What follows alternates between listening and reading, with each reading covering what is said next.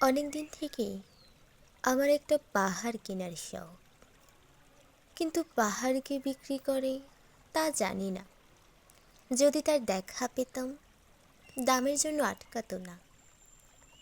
আমার নিজস্ব একটা নদী আছে, সেটা দিয়ে দিতাম পাহাড়টার বদলে।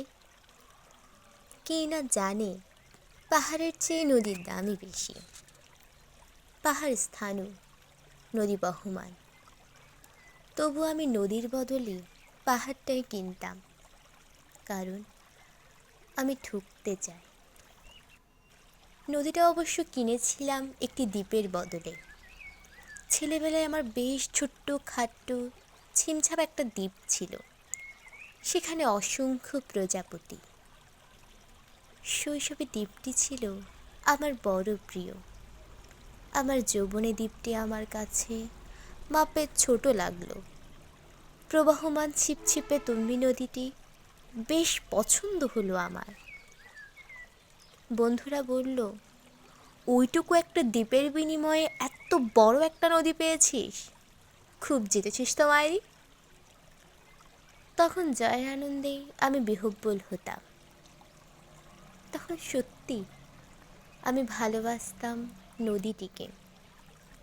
নদী আমার অনেক প্রশ্নের উত্তর দিত, যেমন, বলো তো আজ সন্ধেবেলা বৃষ্টি হবে কি না।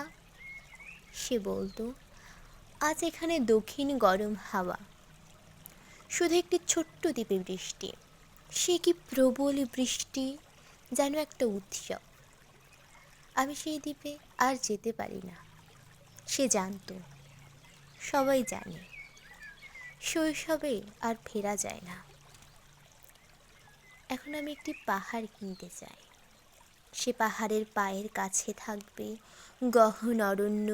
আমি সেই অরণ্য পার হয়ে যাব, তারপর শুধু রুক্ষ কঠিন পাহাড়। একেবারে চূড়ায় মাথার খুব কাছে আকাশ, নিচে বিপুলা পৃথিবী, চরাচর তীব্র নির্জনতা।